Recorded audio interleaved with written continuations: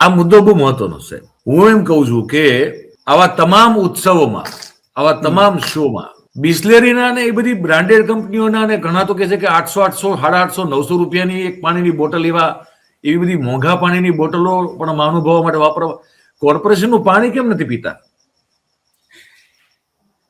સલામત નથી ને, પીવો ને તો નેતાઓ માટે સલામત નથી.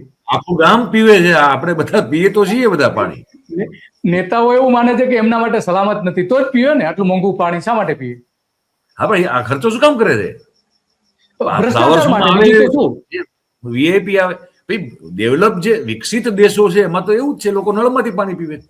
ઘર હોય કે બહાર હોય, અને નળનું પાણી બધા માટે, બધા ઉપયોગમાં છે. એવું તો છે નહીં કે અલગથી પીવાનું પાણી અલગ છે ને વાપરવાનું પાણી અલગ છે. એવું તો આ વિકસિત. હવે તમે ચોથી મહાસત્તાની વાર્તા કરીએ છીએ આપણે, કે ચોથી મહાસત્તા બની ગયા, જાપાનને આપણે પછાડી દીધું, હવે આપણે જર્મનીનો વારો કાઢવાના છે. પણ પીવાના પાણી તો આપણે પી શકતા નથી બરોબર સારી રીતે. સત્તાધીશો, હું તો એમ કહું છું કે બીજું બધું તો સાહેબ તેલ પીવા ગયું. કોર્પોરેશનની સ્ટેન્ડિંગની જયારે બેઠક, કમિટીની ચેરમેનની બેઠક થતી હશે સ્ટેન્ડિંગ કમિટીની, તો શું સ્ટેન્ડિંગ કમિટીના જે સભ્યો છે એ કોર્પોરેશનનું વોટર કુલરનું પાણી પીતા હશે કે એ પણ બિસ્લેરી પીતા હશે? કયું પીતા હશે?